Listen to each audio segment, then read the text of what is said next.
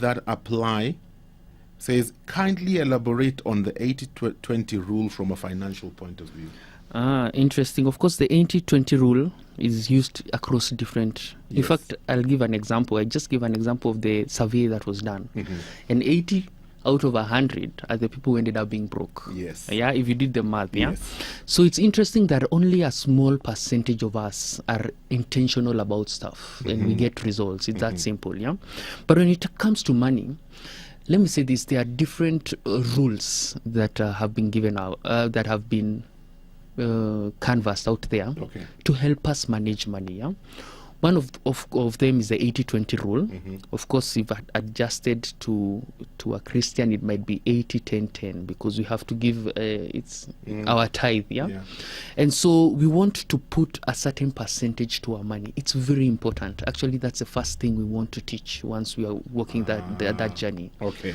I remember I talked about this last show, that you can be able to, it's important to do an exercise and see where is your money going. Yeah.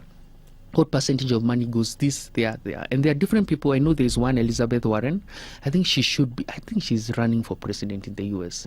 But she wrote a book that popularized one. It's called the 50-20-30 rule. And says 50% of the money goes towards your needs. Yeah. Rent, the things that you have to do to keep alive. Yeah. Then says 20% should go to wants. Yeah. And then talks about 30% going to investing. Yeah. That's the 50-20-30 rule. Of course, as we mentioned, there's a 80-10-10. Some say spend 80, invest 10, and tithe 10. Yeah.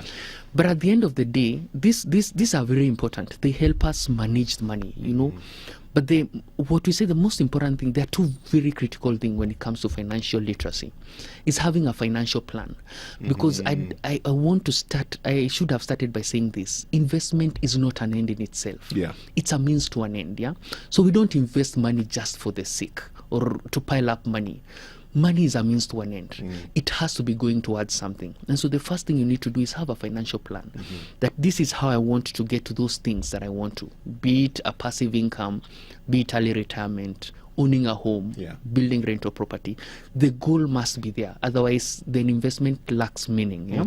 The second thing we talk about is consistency. So it doesn't matter the percentages you're running with. Yeah. The most important thing is your ability to be consistent with whatever percentages that you have chosen. Yes. And I want to mention this because it's a reality. Many of us are indisciplined. In fact, I think all of us are indisciplined. Yes. So it's easy for me to tell you, set aside X and invest. But it's easier said than done. And so one of the things we tell people is use tools that are available to make us disciplined. Don't prove a point to yourself. Yeah.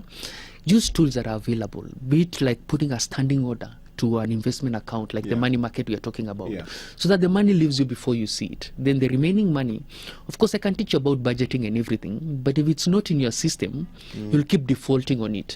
But as long as you are consistent through other mechanisms, such as a standing order to your investment, then your investments are growing, even as you build your ability to learn how to budget and such kind of things. Yeah, so that's what I would say about the rules. Okay. Yes. Okay.